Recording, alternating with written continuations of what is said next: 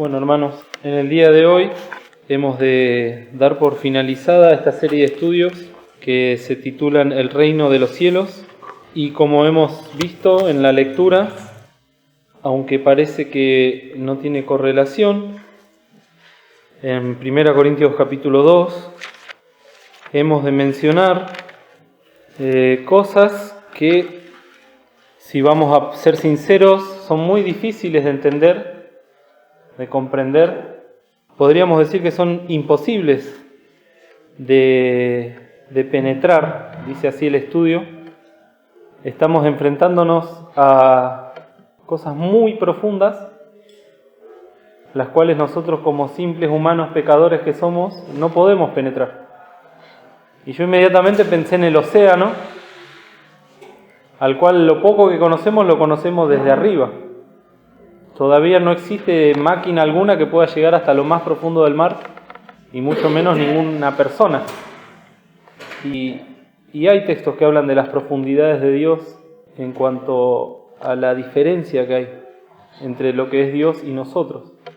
Sin embargo, como hemos leído, hoy se leyó hasta el 8, ¿no? Fíjense lo que dice el versículo 7 en adelante. Mas hablamos sabiduría de Dios en misterio, la sabiduría oculta, la cual Dios predestinó antes de los siglos para nuestra gloria, la que ninguno de los príncipes de este siglo conoció, porque si la hubieran conocido, nunca hubieran crucificado al Señor de gloria.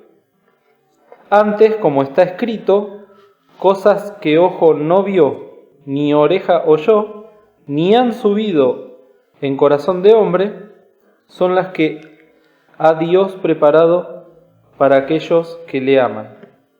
Empero, o sin embargo, Dios nos lo reveló a nosotros por el Espíritu. Esto, si lo analizamos un poquitito nomás, después de haber estudiado tantas cosas tan profundas y tan hermosas, tendríamos que tirarnos de rodillas ante el Señor para agradecerle. Algo que está oculto al resto del mundo. Acá dice la sabiduría escondida, la sabiduría oculta, y que sin embargo a nosotros nos es revelada por el Espíritu. Entonces todo lo que vamos a ver hoy, lo poquito que entendamos o lo poquito que comprendamos, es gracias a que tenemos el Espíritu Santo de Dios. De todo, por el contrario, si no lo tenemos, esto sería locura. Fíjense ahí en el capítulo 1, en el versículo 18, ahí en la misma página, dice: porque la palabra de la cruz es locura a los que se pierden, mas a los que se salvan, es a saber, a nosotros, es potencia de Dios. Y después, acá, mira, el 23 es: mas nosotros predicamos a Cristo crucificado, a los judíos ciertamente tropezadero, y a los gentiles locura. Eso es, en pocas palabras, el Evangelio del Señor y de salvación. Y todo esto que estamos viendo ahora, que es el reino de los cielos, forma parte de ese Evangelio del cual nosotros ahora somos participantes. ¿Se acuerdan que había una lección que se llamaba Los ciudadanos del reino? Bueno, todo eso y el conocimiento de esas cosas es por pura gracia de Dios. Y yo hoy a la mañana me desperté con 2 salmos que quería compartirlos, que no estaban en la lección, pero que tienen que ver. Uno es el Salmo 123. El 123 dice: a ti que habitas en los cielos, alcé mis ojos. He aquí como los ojos de los siervos miran a la mano de sus señores, y como los de la sierva a la mano de su señora, así nuestros ojos miran a Jehová nuestro Dios, hasta que haya misericordia de nosotros.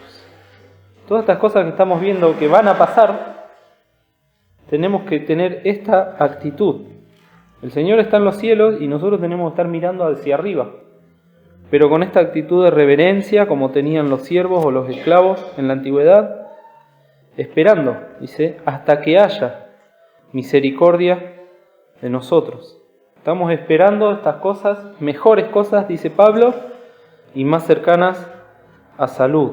Y el otro salmo también está en el capítulo 8, es el Salmo 8, que dice en el versículo 4 nomás, digo, ¿qué es el hombre para que tengas de él memoria?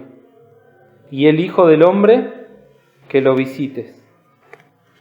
Todas estas cosas, queridos hermanos, como les decía, nos tienen que llenar de profunda reverencia y humildad delante del Señor, porque donde empecemos a imaginarnos siquiera que tenemos derecho a conocer estas cosas y sobre todo a vivirlas en el día de mañana, es que no entendimos nada. La realidad es que no somos dignos de tantas bendiciones del Señor, y acá el salmista se preguntaba eso, ¿no? ¿Qué es el hombre para que tengas de él memoria? Y el Hijo del Hombre para que lo visites.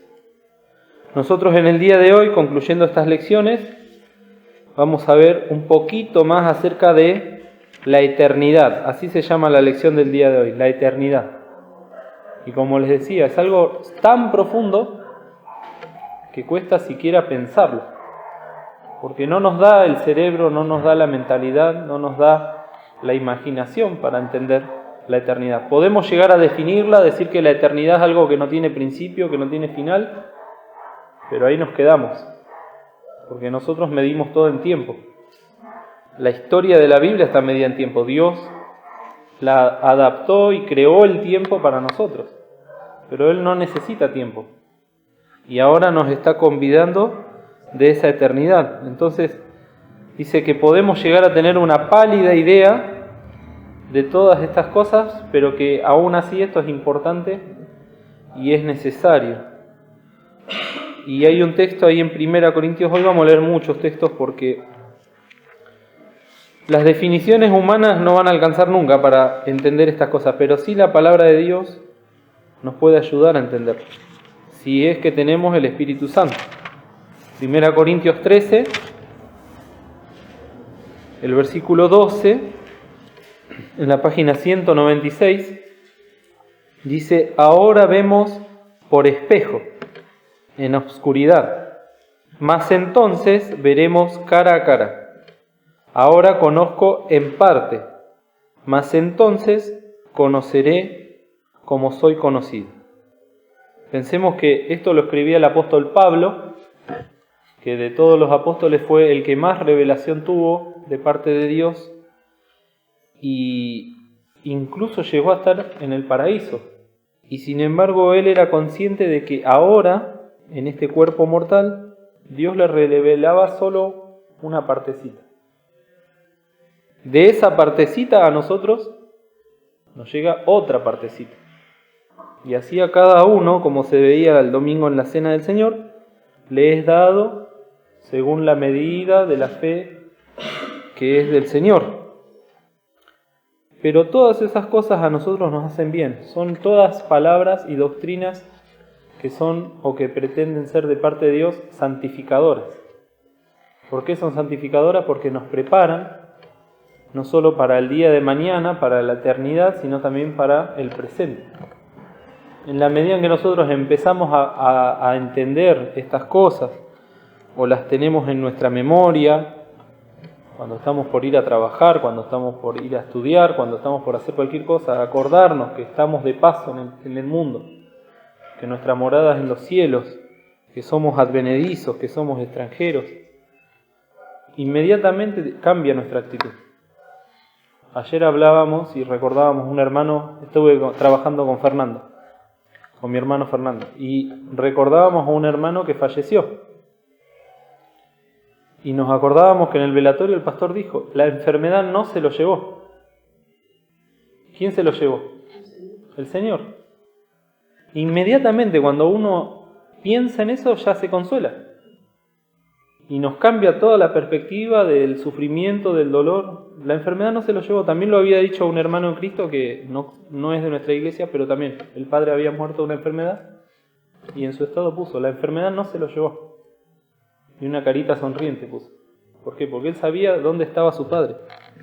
Entonces son todas estas palabras que estamos viendo ahora, doctrinas que nos ayudan, que nos alientan, que nos levantan cuando estamos caídos, que nos corrigen si estamos equivocados, son necesarias.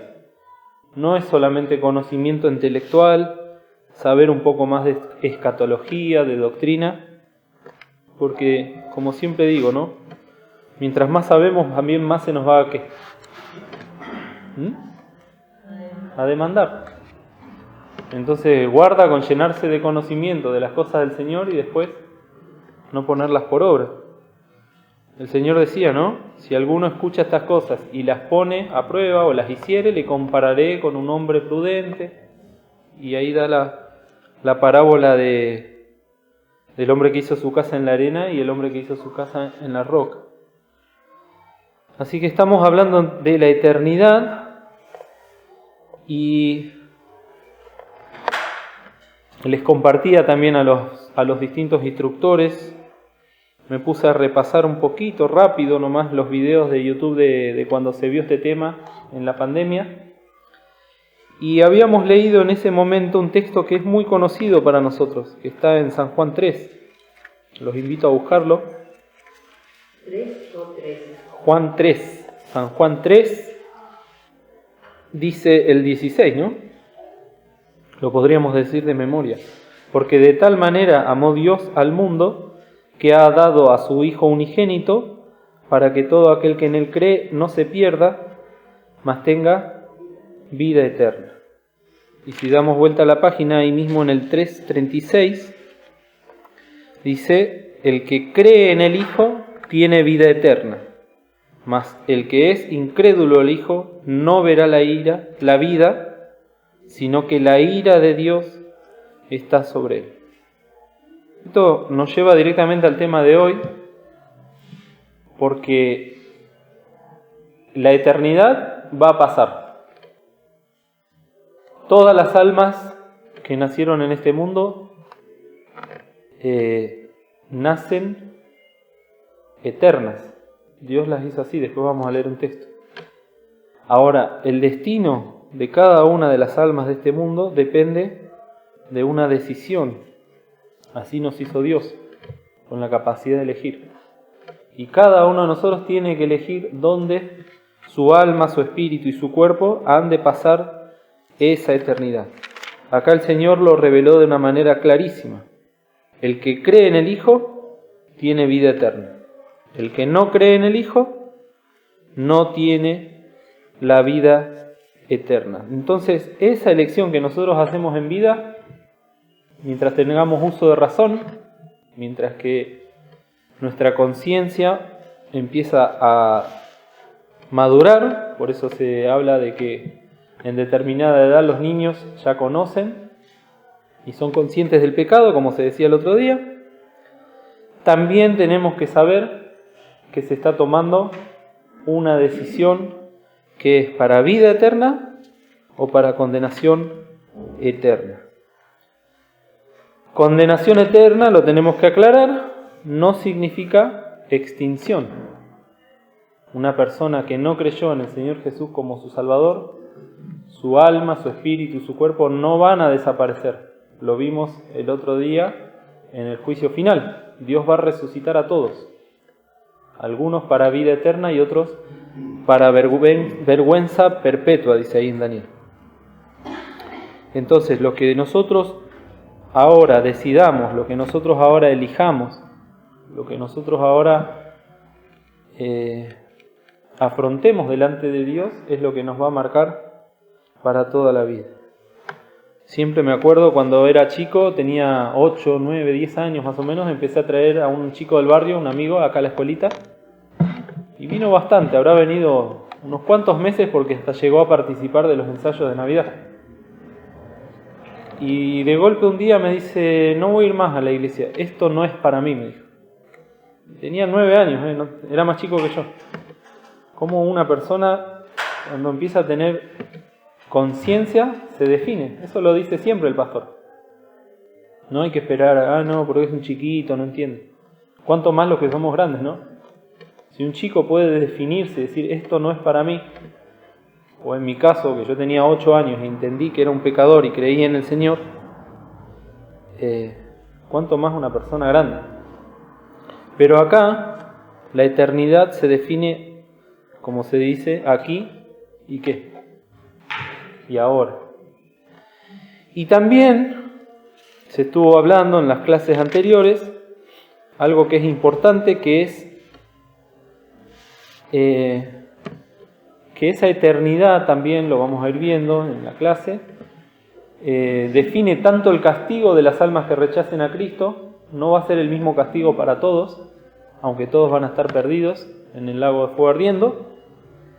El nivel de castigo no va a ser el mismo, porque Dios es justo también en eso. Y las bendiciones que nosotros hemos de gozar y de experimentar van a ser también acordes a la vida que nosotros hemos de llevar acá como creyentes. No solo implica eso que va a pasar en el tribunal de Cristo, donde se nos van a dar los galardones, dice Pablo, según lo que hayamos hecho con el cuerpo, ora sea bueno o malo. No solo implica aquella responsabilidad que hemos de tener en el milenio cuando seamos reyes y sacerdotes aquí en la tierra, sino también implica qué lugar vamos a ocupar al lado del Señor allí en la eternidad. Por eso es importantísimo también no quedarse, como decía uno, ¿no? Solo con Juan 3:16 basta. Todo lo demás ya es palabrerío. Si entendemos Juan 3:16, que está hablando de la vida eterna, nos está hablando de qué vamos a hacer en la vida eterna, cómo la vamos a hacer, qué bendiciones vamos a tener en esa vida eterna. Implica muchísimas cosas ese texto de Juan 3:16. No por nada le dicen el corazón de ¿qué? El corazón de la Biblia. Miren, Pablo lo explica de una manera que lo podemos entender un poquito ahí en 1 Corintios capítulo 15. Viene hablando del hombre celestial y del hombre animal o terrestre, y nos da un ejemplo en el versículo 40, 1 Corintios 15, 40. Y cuerpos, se refiere a los cuerpos que están en el cielo, las estrellas y los planetas, hay celestiales y cuerpos terrestres, mas ciertamente una es la gloria de los celestiales y otra la de los terrestres. Y a su vez, dice en el 41, otra es la gloria del sol, otra la gloria de la luna y otra la gloria de las estrellas. Porque una estrella es diferente de otra en gloria. Acá, si bien está hablando de astronomía, nos está dando a entender cómo Dios también a sus hijos les ha de dar de acuerdo a cómo hemos recibido el Evangelio, cómo hemos recibido la palabra, cómo hemos aceptado o no la vocación del Señor. ¿Se acuerdan lo que era vocación? Vocación se traduce como llamamiento o invitación. Dios a nosotros nos ha vocacionado, dice el Nuevo Testamento. Bueno, nos ha llamado, nos ha invitado a cada uno a algo distinto. Por eso, una es la gloria de... Pero cada uno, según la vocación con que fue llamado, tiene que ser hallado fiel. Eso lo dice también ahí Pablo, creo que en Efesios, bueno, no me acuerdo ahora, creo que donde dice, no téngannos los hombres por dispensadores, y después en la última parte dice, más se requiere que los dispensadores sean hallados fieles. Y en las parábolas el Señor decía, bien, buen siervo y fiel. Sobre poco has sido fiel, sobre mucho te pondré. Todo tiene que ver con esto. El Señor nos está preparando, aunque no lo entendamos, o aunque entendamos poquito, nos está preparando para la eternidad. Es como cuando estamos en la escuela Les digo yo porque soy profe y me dicen, profe, pero ¿esto cuándo lo vamos a necesitar en la vida? ¿Y esto para qué me sirve? Y después uno los va llevando y le dice, mirá, ves que ya sabías esto y ahora lo estás aplicando a esto, ¿no? Bueno, el Señor es lo mismo, nos está preparando, nos está vocacionando para la vida venidera. Y en la medida en que nosotros nos vamos humillando, como leímos hoy en los Salmos al principio, vamos a tener estas bendiciones. Hablando de la eternidad, tenemos que decirlo que la eternidad es un atributo esencial de Dios. El que es eterno es Dios. Dios no tiene principio ni final. Esto ya lo había entendido Abraham, fíjense por favor en Génesis, capítulo 21. Entendió un montón de cosas Abraham, otras no, las tuvo que ir aprendiendo después. En el versículo 33, al final del 21. Dice, y plantó Abraham un bosque en Beerseba e invocó allí el nombre de Jehová, Dios eterno. Dios eterno. Ese nombre precioso, ¿no? Porque pensemos que ellos venían de un pueblo pagano, idólatra, que servían a toda clase de ídolos y de dioses con minúscula, y aún en la mitología, ¿no? de esta gente y de todas las otras mitologías, siempre los dioses nacen, mueren, se matan, bueno, toda suerte de porquerías, porque en definitiva los dioses representan al hombre. El hombre cuando adora a los dioses se está adorando a sí mismo también. Pero acá Abraham reconocía en Jehová el Dios eterno. Y también el salmista, en el Salmo 90, en el versículo 2, Salmo 92, antes que naciesen los montes y formases la tierra y el mundo, y desde el siglo y hasta el siglo, tú eres Dios. Miren qué lindo el versículo 1. Señor, tú nos has sido refugio en generación y en generación. ¿Desde cuándo? Desde antes que naciesen los montes y formases la tierra y el mundo, y desde el siglo y hasta el siglo, tú eres Dios. Precioso, porque nos está hablando de la eternidad de Dios, pero también del amor que nos tiene Dios y de la misericordia que nos tiene Dios, que desde antes de la fundación del mundo ya estaba pensando en nosotros. Por eso dice el Salmo 18, ¿no? Amarte, oh fortaleza mía. El Señor es nuestro refugio y quiere que nosotros nos refugiemos en Él. Hay otros textos que nos hablan de que el Hijo, parte de la Santísima Trinidad, es eterno, también el Espíritu Santo es eterno. Esto es importante también, podemos leerlo ahí en Juan 1, porque hay sectas o pseudo religiones que dicen que Cristo o Jesús es una creación más de Dios, que el Espíritu Santo es una emanación de Dios, es una idea de Dios, cuando en realidad son personas y también son eternas. San Juan 1:1. En el principio era el Verbo, y el Verbo era con Dios, y el Verbo era Dios. Este era en el principio con Dios. Acá nos está hablando del Verbo o la palabra, que es uno de los nombres de nuestro Señor Jesucristo, y que está desde el principio y ha de estar hasta el final. Por eso él mismo decía, yo soy el Alfa y la Omega, el principio y el fin.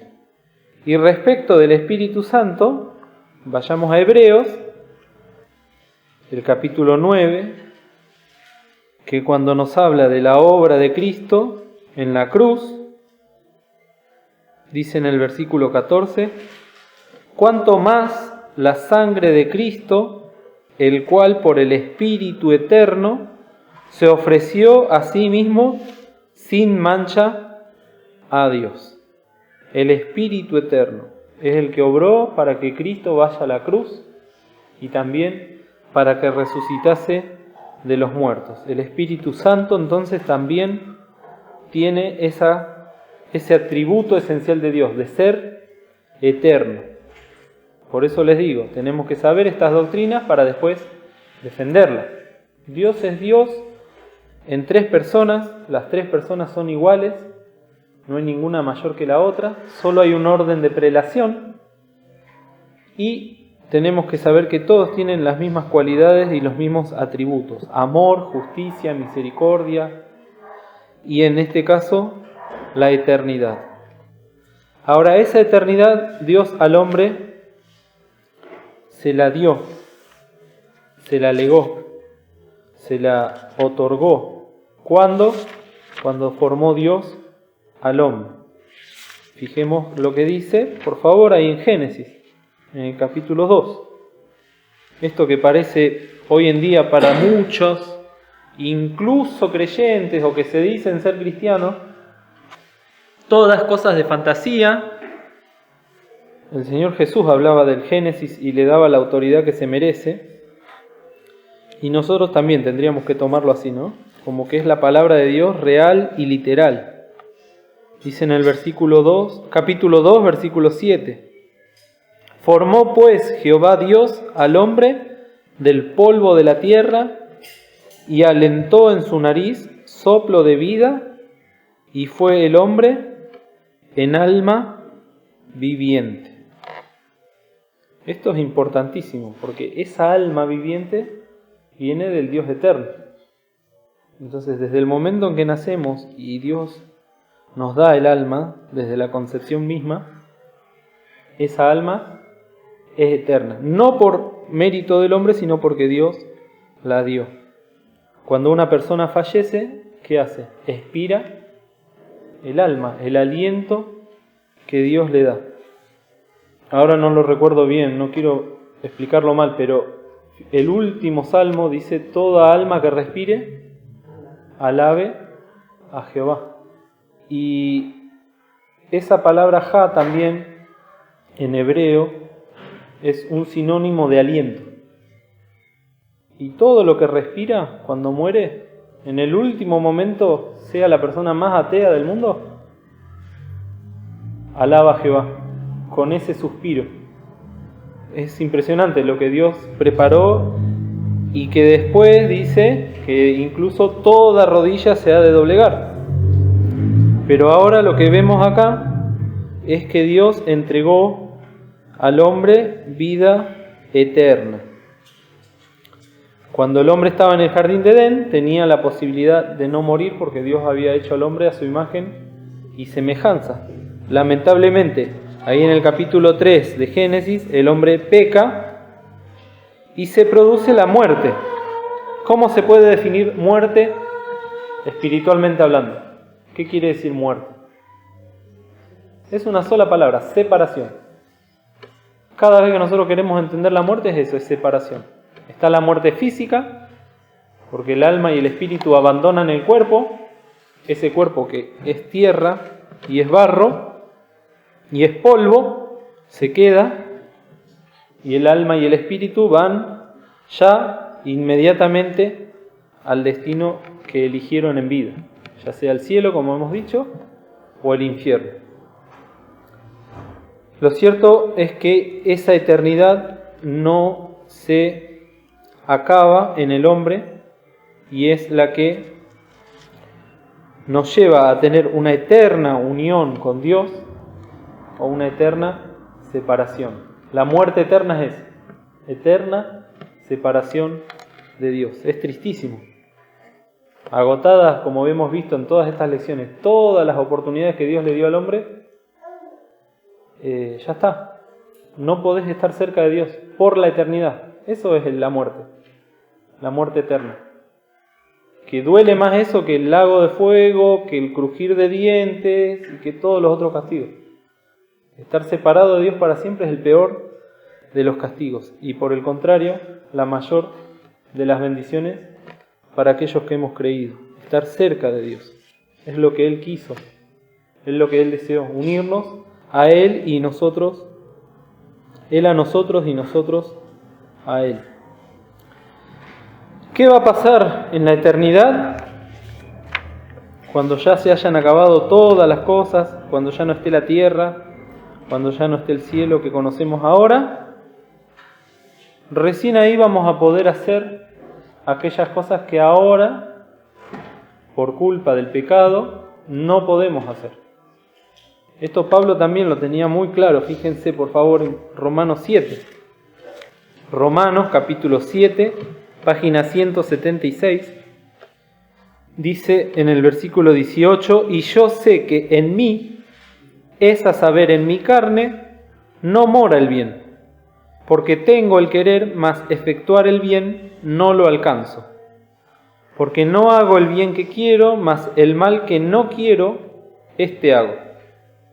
Pablo estaba con una verdadera lucha. Quería servir a Dios, amaba a Dios, pero muchas veces se veía impedido por culpa del pecado. Y si hago lo que no quiero, ya no lo obro yo, sino el pecado que mora en mí. Así que queriendo yo hacer el bien, hallo esta ley, que el mal está en mí. Porque según el hombre interior me deleito en la ley de Dios, mas veo otra ley en mis miembros, que se rebela contra la ley de mi espíritu, y que me lleva cautivo a la ley del pecado que está en mis miembros. Miserable hombre de mí, ¿quién me librará del cuerpo de esta muerte? Gracias doy a Dios por Jesucristo, Señor nuestro.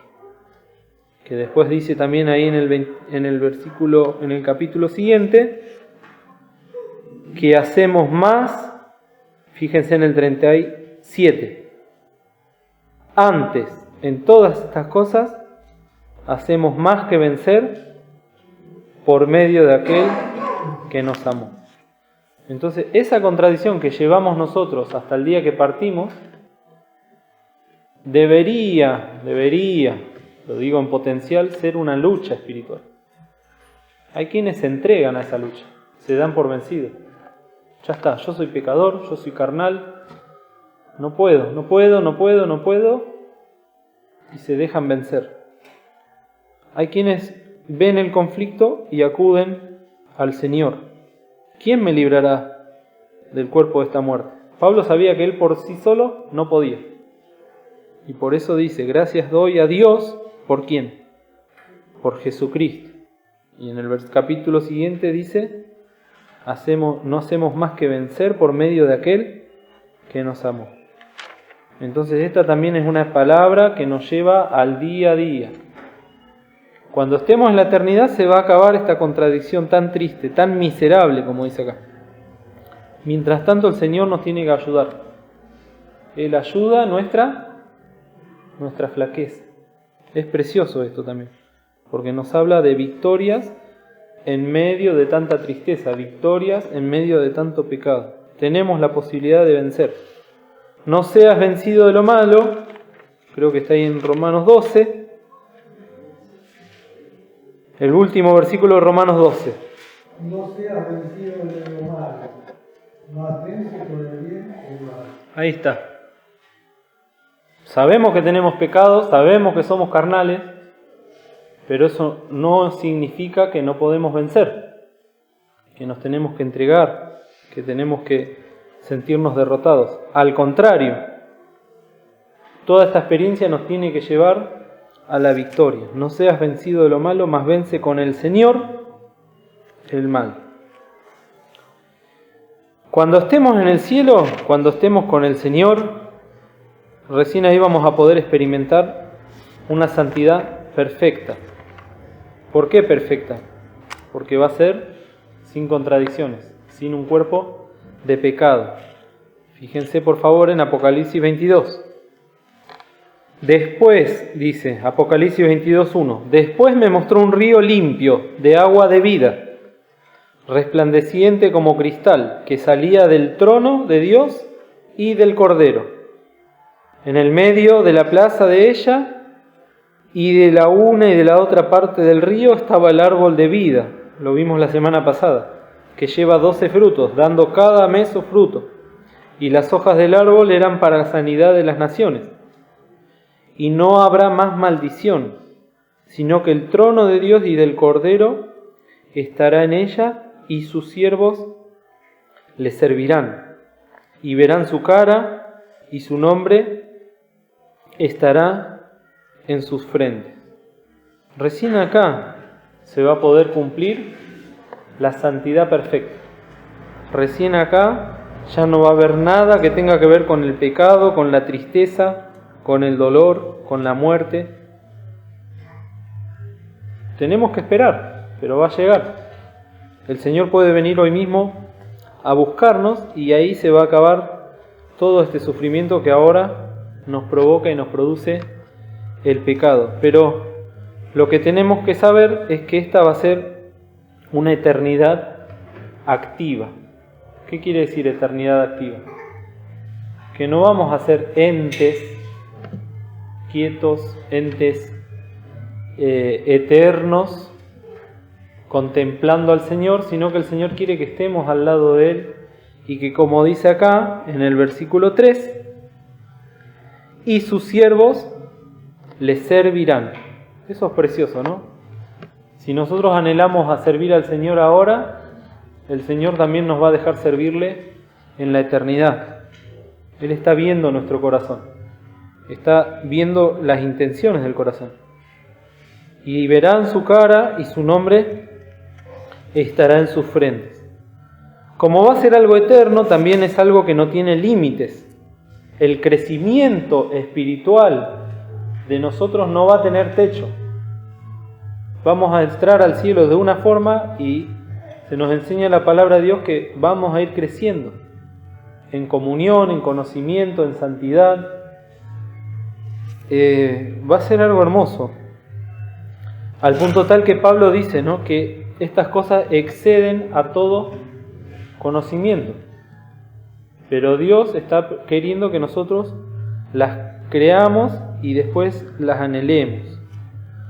Todas estas cosas, como decíamos hoy, no son alegorías, no son imaginación, no son ejemplos para que podamos entender la salvación, sino como hemos leído ahí en 1 Corintios capítulo 2, que dice cosas que ojo no vio ni oreja oyó.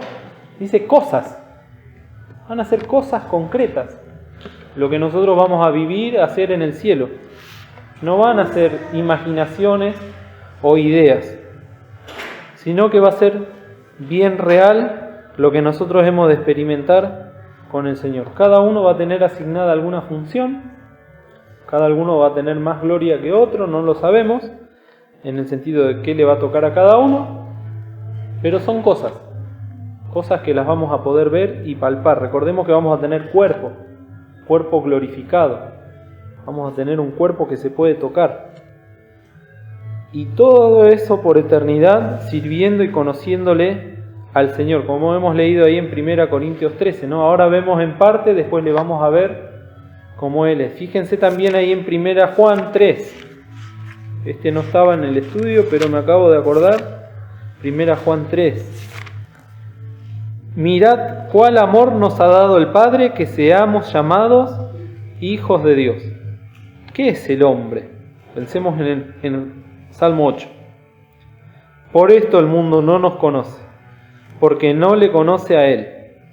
Muy amados, ahora somos hijos de Dios, y aún todavía no se ha manifestado lo que hemos de ser. Pero sabemos que cuando Él apareciere, seremos semejantes a Él, porque le veremos como Él es. Y cualquiera que ahora tiene esta esperanza en Él, ¿qué pasa? Se purifica, como Él también es limpio. El Señor nos está llevando a esa experiencia, nos quiere llevar a esa experiencia. Veamos lo que dice en el Evangelio de Juan, en el capítulo 15. San Juan, capítulo 15. Si nos limpiamos en esta vida, vamos a dar frutos en esta vida. Si nos limpiamos en esta vida, también vamos a dar fruto en la eternidad. ¿Quién es el que nos limpia? Miren lo que dice acá. Yo soy la vid verdadera, el árbol de las uvas, y mi Padre es el labrador. Todo pámpano que en mí no lleva fruto, le quitará. Y todo aquel que lleva fruto, ¿qué va a hacer? Le limpiará. ¿Para qué? Para que lleve más fruto. Fíjense en el versículo 16, podríamos leer todo el capítulo.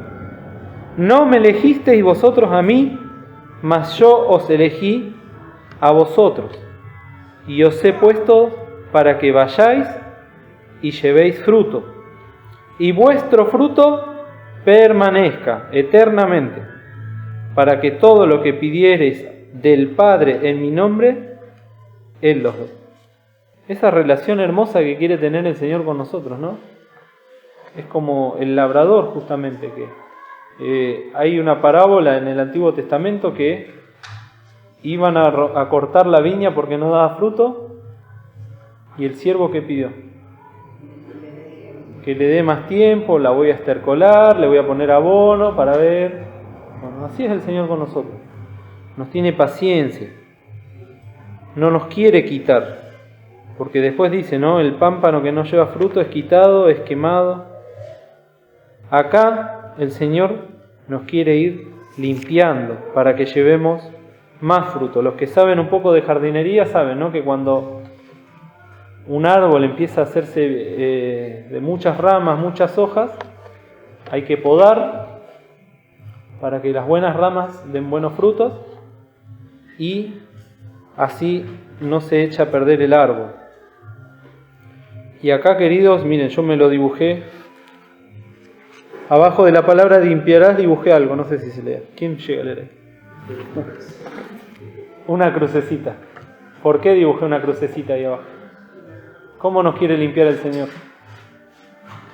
Nos quiere limpiar con la cruz. Es la única forma. Entregándonos al Señor, crucificando nuestra carne con sus afectos y concupiscencias, acudiendo a la palabra de Dios, acudiendo a la sangre de Cristo que nos limpia de todo pecado, pero esa limpieza duele. Al árbol cuando le cortan las ramitas le debe doler. Bueno, el Señor nos quiere ir cortando lo que sobra en esta vida para que llevemos más fruto. Y todas estas cosas, queridos,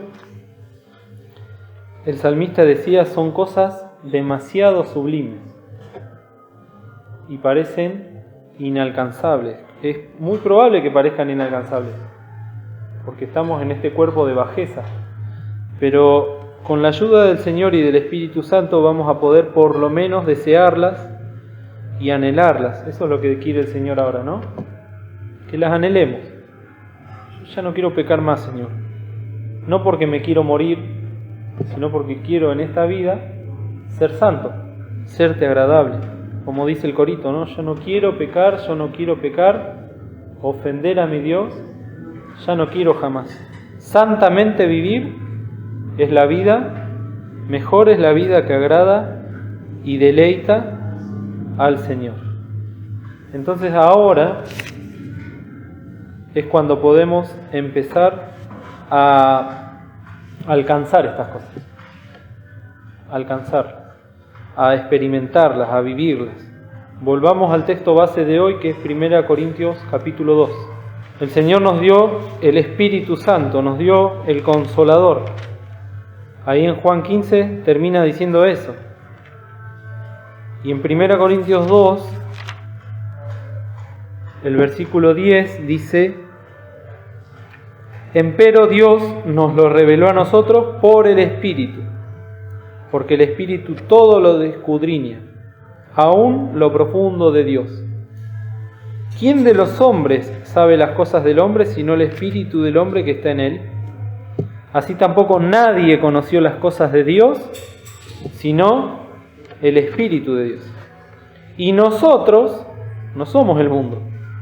Nosotros hemos recibido no el espíritu del mundo, sino el Espíritu que es de Dios, para que conozcamos lo que Dios nos ha dado, lo cual también hablamos, no con doctas palabras de humana sabiduría, mas con doctrina de ¿quién? Del Espíritu, acomodando lo espiritual a lo espiritual. El hombre animal no percibe las cosas que son del Espíritu de Dios, porque les son locura, y no las puede entender, porque se han de examinar espiritualmente.